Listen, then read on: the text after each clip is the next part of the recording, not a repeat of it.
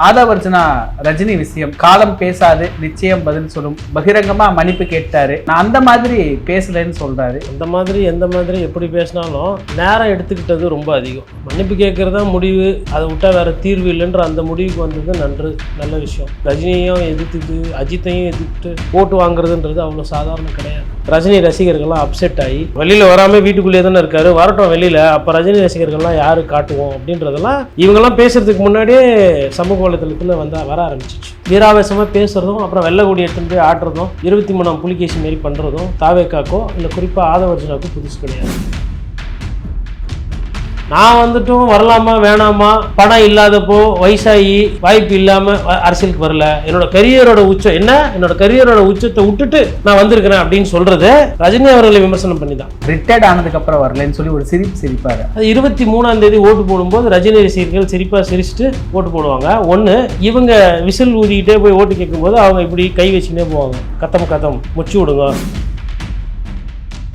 நீ என்ன தொற்றுக்க கூடாது, தப்பு பண்ணிட்டே சிங்காரன்ற மாதிரி. அவங்க என்ன பண்ணுவாங்க, ஊரா இவங்க எங்கெல்லாம் போய் விசில் ஊதி ஓட்டு கேட்குறாங்களோ அங்கெல்லாம் போயிட்டு ஒன்று இலையில போடுங்க ஆட்சி பிடிக்கலன்னா, இல்லை ஆட்சி பிடிக்குதுன்னா சூரியன்ல போடுங்க, ஆனால் விசில்ல போடாதுங்க, கத்தம் அப்படின்ட்டு சொல்லிட்டு போயிட்டே இருப்பாங்க. இவ்வளோ பிரச்சனை இருக்கும்போது போய் ஒவ்வொருத்தரையா வம்பு சண்டை வலிக்கிறது, ஹாக்கி பால் எடுத்துன்னு போயிட்டு ஃபுட்பால் கிரவுண்டில் விளாட்றது, வாலிபால் எடுத்துன்னு போய் கிரிக்கெட் மைதானத்தில் ப்ராக்டிஸ் பண்ணுறது, இந்த மாதிரி வேலை தான் பண்ணிட்டு இருக்காங்க. எந்த வார்த்தையை விடுறோம், என்ன பேசுகிறோம், என்ன சொல்லாடல், அடுத்த தலைமுறைக்கு என்ன செய்தி சொல்கிறோம், அவதூறாக பேசுறது, ஆபாசமாக பேசுறது இன்னும் முளைக்கவே இல்லை. மோடி அவர்கள் போய் நீங்கள் பார்த்ததே கிடையாதா? கிட்ட நெருக்கத்தில் போய் மோடிஜி கூட பக்கத்தில் ஃபோட்டோ எடுக்கலாம். எதுக்கு போனீங்க? பாசிச பாஜக தானே, பாசிசத்தோட உங்களுக்கு என்ன சார் சேர்க்க வேண்டியது? கெட்டவர் தானே அவர் உங்கள் பார்வையில், எதுக்கு அந்த கெட்டவரோட நீங்கள் போய் ஃபோட்டோ எடுத்துக்கிட்டீங்க? எடப்பாடி பழனிசாமி அறிக்கையாகட்டும், நயினார் நாகேந்திரன் பேசுறது, ரஜினியோடைய அறிக்கை, இதெல்லாமே இந்த கூட்டணிக்கு வரலைங்கிறதுக்கு அப்புறம் தான் அடிக்கிறதுக்கு ஆரம்பிச்சிருக்கிறாங்க அப்படின்னு ஒரு பிம்பத்தை கட்டமைக்கிறாங்க. பொலிட்டிக்கல் ஸ்ட்ராட்டஜி டீமை வச்சு இப்படி ஒரு ஏமாத்து வேலையை கட்ட வைத்துக்கிட்டு இருக்கிறாங்க. இவங்க தான் வந்து கூட்டணி, அங்க கூட்டணி இங்க கூட்டணின்னு பேசு பொருள் ஆக்கிட்டு இருக்காங்க. யாருமே விஜயை நம்பி போக மாட்டாங்க. விஜய்க்கு யாரும் அழைப்பு கொடுக்கல, விஜய் யாரும் அவ்வளவு முக்கியத்துவம் கொடுக்கல. கடல்ல வந்து பெரிய சொரா மீன் இருக்குது, நான் இங்க கரையிலே உட்காந்து நான் கடலுக்கு போனா சொரா மீன் தான் பிடிப்பேன், இப்படி வாயிலே சுடலாமா?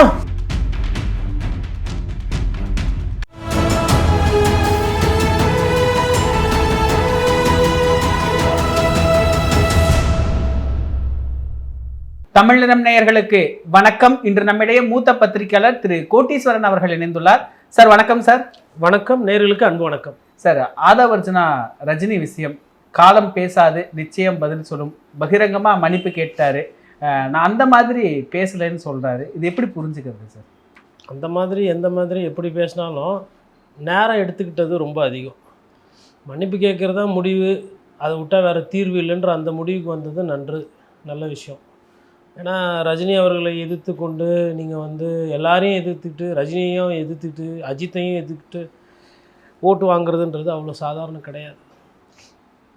முன்னாள் முதலமைச்சர் எடப்பாடி பழனிசாமி ரியாக்ட் பண்ணுறாங்க, எல்முருகன் பேசுகிறாங்க, நயினார் நாகேந்திரன் பேசுகிறாங்க, திருமாவளவன் அவர்கள் பேசுகிறாங்க, ரகுபதி பேசுகிறாங்க, நிறைய அரசியல் ஆளுமைகள், அரசியல்வாதிகள், பத்திரிகையாளர்கள் எல்லாம் பேசி முடிச்சதுக்கப்புறம் 4-5 நாள் அது பஞ்சாயத்தாகி சோஷியல் மீடியாலெல்லாம் அது எல்லோரும் பேசும் பொருளாகி ரஜினி ரசிகர்கள்லாம் அப்செட் ஆகி, நீ எங்கள் ஊருக்கு வா, நீ ஊருக்கு ஓட்டு கேட்டு வருவல்ல, அப்போ உங்களை பார்த்துக்குறோம், எங்கள் தலைவர் இப்படி பேசினீங்களா, உங்கள் தலைவர் வந்து எங்கள் ஊரில் பிரச்சாரம் பண்ணிட்டோம், வெளியில் வராமல் வீட்டுக்குள்ளேயே தானே இருக்கார், வரட்டும் வெளியில், அப்போ ரஜினி ரசிகர்கள்லாம் யார் காட்டுவோம் அப்படின்றதெல்லாம் இவங்கெல்லாம் பேசுகிறதுக்கு முன்னாடியே சமூக வலைத்தளத்தில் வர ஆரம்பிச்சிச்சு.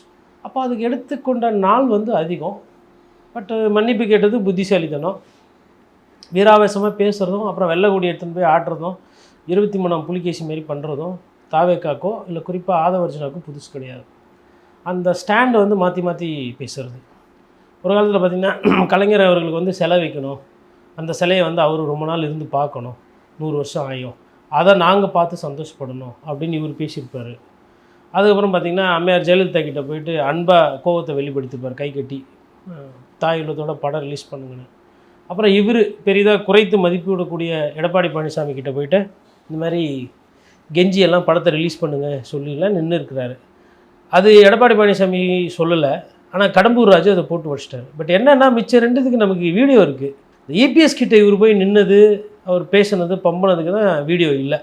அந்த வீடியோவும் இருந்ததுன்னா இன்னும் கொஞ்சம் சிறப்பாக இருக்கும். அப்போ ஆட்சியில் இருக்கவங்க, அதிகாரத்தில் இருக்கவங்க கிட்ட இவர் போய் படத்துக்காக நிற்கிறது அப்படின்றது இவர் ஒரு வாடிக்கையாக வச்சுருக்காரு. மாற்றி மாற்றி பேசியிருக்காரு நிறைய. இப்போ கலைஞர் அவர்கள் விவகாரத்தில் நம்ம சொன்னோம். அதே மாதிரி விசிகாவை பற்றி ஆதவர்ஜுனா அவர்கள் திருமாவளவன நீங்கள் காலின உங்ககிட்ட 20 பேர் தான் இருக்கிறாங்க, எல்லாம் இங்கே வந்துட்டாங்க அப்படின்லாம் பேசினதுக்கப்புறம் அண்ணா நான் அப்படி சொல்லணேண்ணே, நான் இப்படி சொன்னேண்ணே, நீங்கள் தப்பாக புரிஞ்சுக்கிறீங்கண்ணே, நான் அண்ணனை மனசில் எங்கேயும் வச்சுருக்கேன் அப்படின்னு சொல்லிட்டு அங்கே ஒரு யூட்டர்னு. அப்புறம் ரஜினி சார் விவகாரத்தில் பேசுகிறதெல்லாம் பேசிட்டு, அதாவது 2 பேருமே பேசியிருக்காங்க.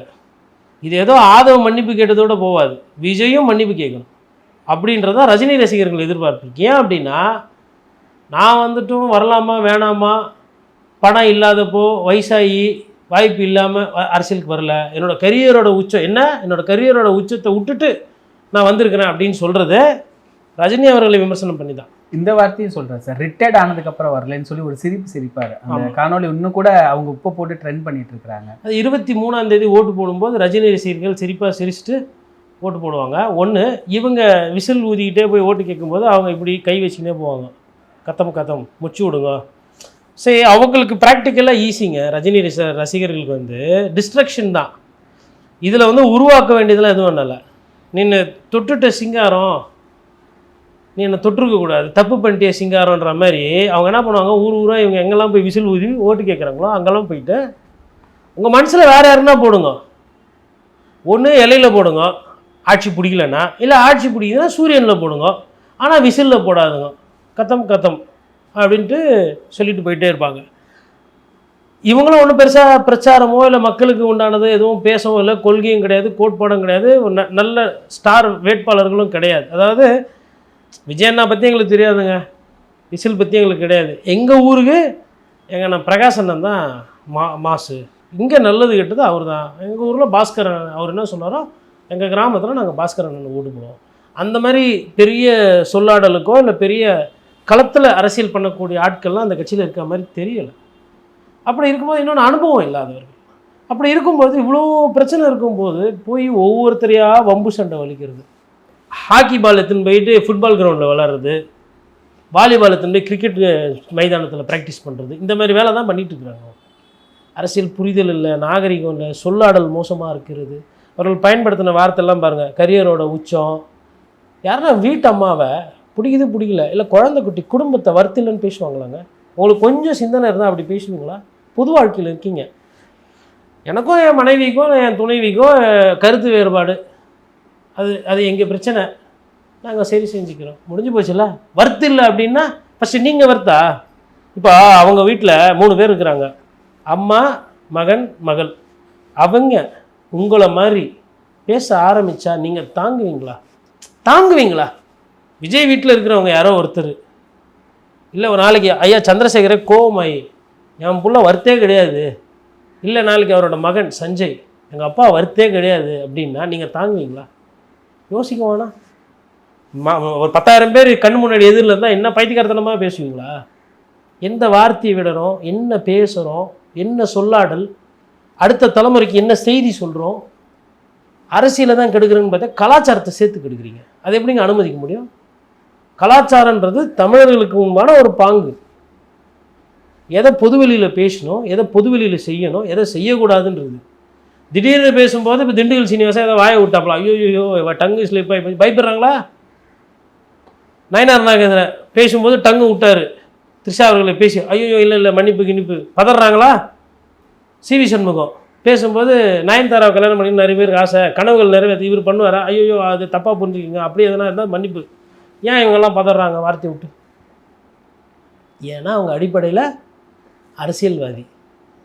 மக்கள்கிட்ட ஒரு சொல்லி ஓசியில் பஸ் பொன்முடி சொன்னாரா? அப்புறம் நான் அப்படி சொல்லலை, தெனாலி படத்தில் சொன்னேன், நான் வாயை இப்படி வைத்து கூவிக்கணும், பின்னாடி இருந்து யாரோ டப்பிங் செய்து விட்டார்கள், அந்த ரேஞ்சுக்கு அவர் ஒரு முட்டு கொடுத்தாரா? எதுக்கு அப்புறமா மன்னிப்பு கேட்குறாங்க? உங்களுக்கு மன்னிப்பு கேட்குறதுக்கு 4 நாள் ஆகுது, ரஜினி சார் எதிர்த்து 5 நாள் ஆகுது. அது வேணால் நீங்கள் ஊரில் இருக்கிறவங்களாம் பேசுவாங்க, வரவங்க போகிறவங்களாம் கமெண்ட் அடிப்பாங்க. அப்புறம் ரஜினியை இப்போ திடீர்னு பேசினார், அமித்ஷா சொல்லி பேசினாரா, ஸ்டாலின் சார் சொல்லி பேசுகிறாரா, இல்லை எடப்பாடி பழனிசாமி சொல்லி பேசினாரா? இதுக்கு பின்னாடி எங்களுக்கு சந்தேகம் இருக்குது. ஏன் அவங்களுக்குலாம் உங்களை மாதிரியே தான் எல்லாரும் இருப்பாங்களா? அவங்களுக்குலாம் சொந்தமாக தோணாதா? உங்கள் அண்ணனுக்கு தான் 4 நாளில் கழிச்சு தோணுச்சு 42 பேர் விஷயத்தில் வாயை திறக்கணும். இறந்தவர்கள் நம்மவர்கள், என்னை பார்க்க வந்தவர்கள், என்னோட கட்சி தொண்டர்கள், நிர்வாகிகள், என்னோட ரசிகர்கள், பொதுமக்கள் 4 நாள் 3 நாள் ஆச்சு உங்களுக்கு ரியாக்ட் பண்ண. எல்லாருமே அதே மாதிரியா இருப்பாங்க? என்ன விதமான வார்த்தைகள் பயன்படுத்துகிறாங்க, கடின வார்த்தைகள், அவதூறாக பேசுறது, ஆபாசமாக பேசுறது, இன்னும் முளைக்கவே இல்லை. ஒரு எம்எல்ஏ கிடையாது இன்றைக்கி தேதியில், ஒரு எம்எல்ஏ கிடையாது. ஆனால் அவ்வளோ பேச்சு, எல்லாரையும் கேம் கேட்குறது, இப்படிக்கா போனால் இங்கே, அப்படிக்கா போனால் அங்கே, அது பார்க்கணும்.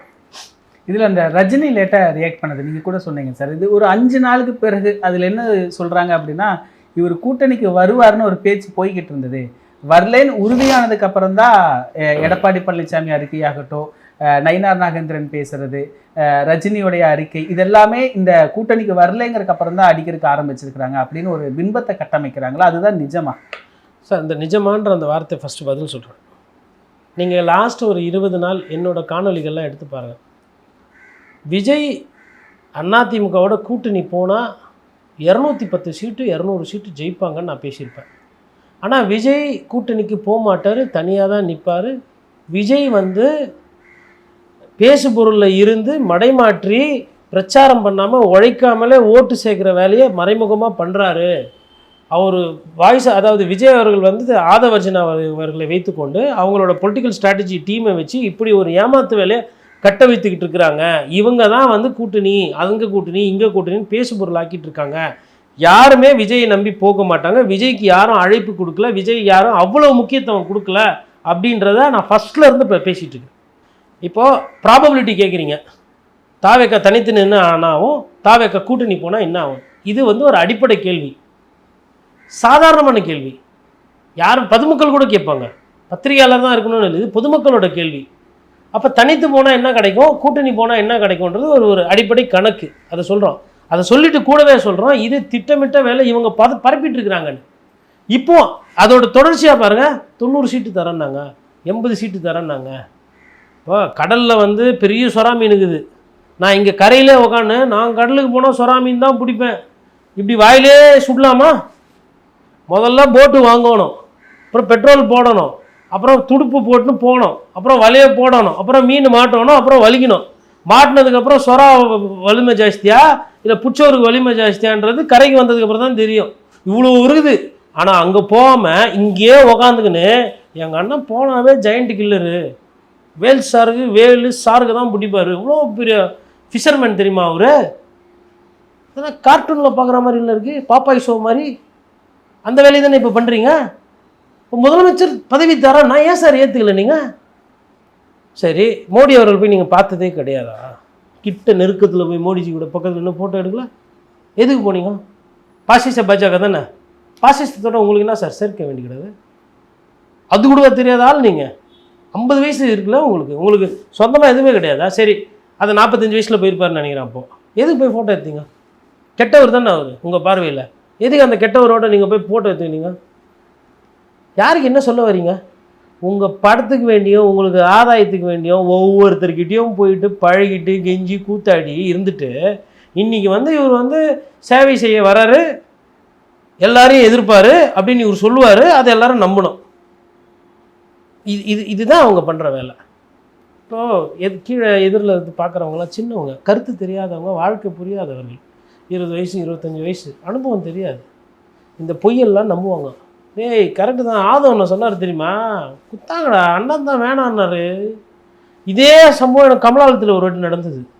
ஒரு நண்பர் பத்திரிகையாளர் தப்பாக பேசுகிறீங்க கோட்டி, அண்ணாமலைக்கு சென்ட்ரல் மினிஸ்டர் பதவி இருக்குது, அவர் தான் வேணான்ட்டார் அப்படின்னாரு. அப்புறம் நான் சரி சார் அப்படின்னேன். இல்லைங்க, நீங்கள் ஏதோ நம்பாத மாதிரியே இருக்குது நீங்கள் பேசுகிறது பார்த்தா, சீரியஸாங்க எனக்கு தெரியுங்க அப்படின்னாரு.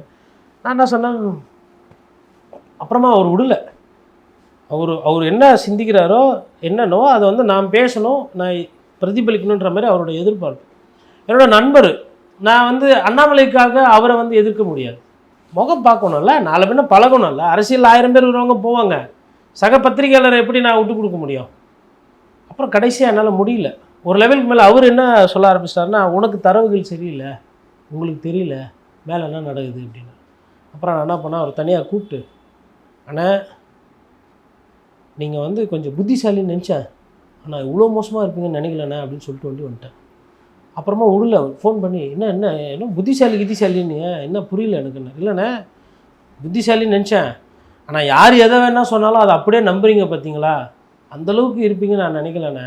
ஏன்னா நம்ம ட்ரைனிங்னு ஒன்று இருக்குது, யாராக இருந்தாலும் 100 விழுக்காடு நம்பக்கூடாது, நம்ம ஒரு ஃபீல்டில் வெரிஃபை பண்ணோம். அவ்வளோ பெரிய ஆள் தியாகியெல்லாம் கிடையாதுண்ணே. அவர் கேட்டது உண்மை, பதவி கொடுக்காதது உண்மை. ஆனால் பதவி காத்துக்கிட்டு இருக்கு, மோடி அண்ணாமலை வந்தால் தான் நான் பிரதமர் ஆவான்ற மாதிரி நீங்கள் ஒரு கதை சொல்கிறீங்க பாருங்க, அதை ஏற்றுக்க முடியாது அப்படின்னு சொல்லி இந்த மாதிரி நிறைய பேர் நிறைய விஷயம் சொல்லுவாங்க. அப்படி சொல்கிறது தான் இப்போ ஆதவர்ஜுன் என்ன சொல்கிறாருன்னா, முதல்வர் காத்திருந்தது, துணை முதல்வர் காத்திருந்தது, கூட்டணி தலைமை காத்திருந்தது. ஏன்னா அவர் தலைமையை எதிர்த்து இல்லை அவர் தலைமையை ஏற்று யாருமே வரல. நம்மளை நம்பி வருவாங்கல்ல, கொடுக்கணும்ல, பார்க்கணும்ல, வைக்கணும்லன்னாரு, யாரும் வரல. சின்ன கட்சி பெரிய கட்சி லெட்டர் பேட் கட்சி கூட வரல. அதை மறைக்கிறதுக்கு விஜய் அவர்களோட ஃபெயிலியர்ஸ், அதாவது பிரச்சாரத்துக்கு வரமாட்டார், மக்களை போய் சந்திக்க மாட்டார், கிராமங்களுக்கு போக மாட்டார், தேர்தல் வாக்குறுதியை மற்ற கட்சிகளை விட முன்னாடி கொடுக்கணும்னு தெரியாது, வேட்பாளர்களை முன்னாடி அறிவிக்கணும்னு புரியாது, எல்லாமே ஃபெயிலியர்ஸ். சிபிஐ விசாரணைக்கு போனது ஒரு ஃபெயிலியரு. அப்புறமா வந்து டிவோர்ஸ் பெட்டிஷனு, 1.5 கோடி ரூபா வருமானம் கட்டலை, வருமானத்தை மறைச்சது, ஃபைன் கட்டலை, கள்ள பணம் வச்சுருந்தது, புலி படத்துக்கு வாங்கி தான் மாட்டுறாரு.